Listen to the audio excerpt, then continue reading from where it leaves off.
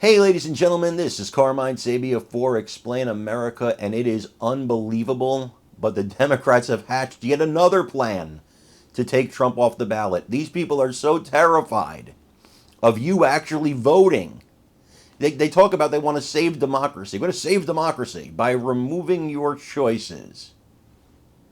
They don't want to save democracy. They want to save the Democrat Party. And this plan, unfortunately, could work. Before we get started, please make sure you like, comment, share, and subscribe. And if you're new to Facebook, make sure you smash that subscribe button. You'll get notified every single time we have a new video.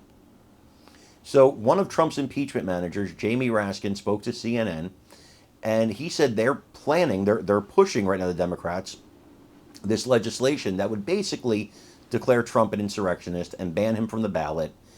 And, of course, it's not going to work while Republicans are in control of the House. But here's what you have to worry about. And Sonny Hostin talked about it on The View.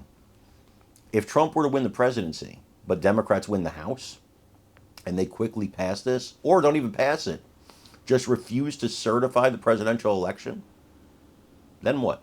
They have to certify it. If Democrats refuse to certify the votes for Trump, now you have a real insurrection. Now you have a real account of people trying to undo the will of the people and create their own thing. And then things could get really, really freaky. I really want your guys' opinions on this, so watch this video and then let me know when you like, comment, share, and subscribe.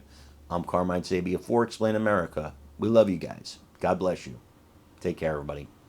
In the meantime, I want to bring in Democratic Congressman Jamie Raskin of Maryland, who served on the January 6th Select Committee, is a former professor of constitutional law, among many other things. Congressman, thank you so much for joining me. I want to start by making sure our viewers know that you were one of the early voices pushing the notion that the 14th Amendment could keep Donald Trump off the ballot.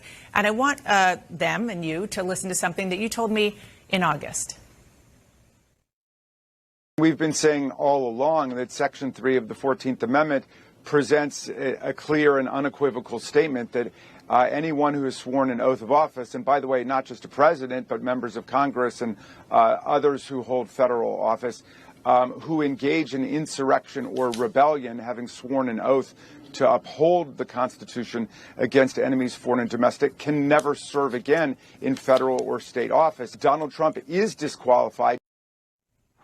So, Congressman, now that you've read the Supreme Court decision, which effectively says that they don't agree with that argument, what's your response? Well, the court didn't exactly disagree with it. They just said that they're not the ones to figure it out.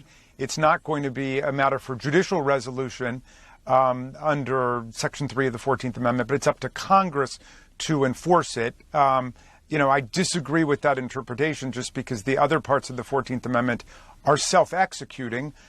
People can go to court and say that something violates equal protection, even if there's not a federal statute that allows them to do that. But in any event, the Supreme Court punted and said it's up to Congress to act. And so I am working with a number of my colleagues, including Debbie Wasserman Schultz and Eric Swalwell, to revive legislation that we had to set up a process by which we could determine that someone who committed insurrection is disqualified by Section 3 of the 14th Amendment. And the House of Representatives already impeached Donald Trump for participating in insurrection by inciting it. So the House has already pronounced upon that, and there was also a 57-43 vote in the Senate. The question is whether Speaker Mike Johnson would allow us to bring this to the floor of the House. A big question. I'm going to get to what Congress can.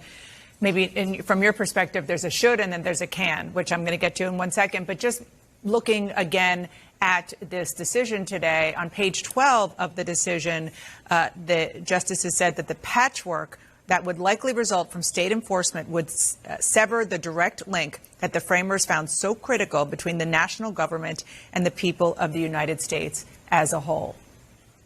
What do you think about that?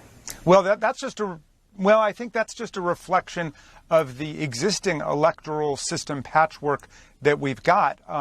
There are some presidential candidates who've been able to get on the ballot in some states and not other states. In some states, it's very difficult for an independent or a Green Party or a Libertarian to get on the ballot. In other states, it's much easier to get on. So that patchwork already exists. That's just a reflection of existing electoral federal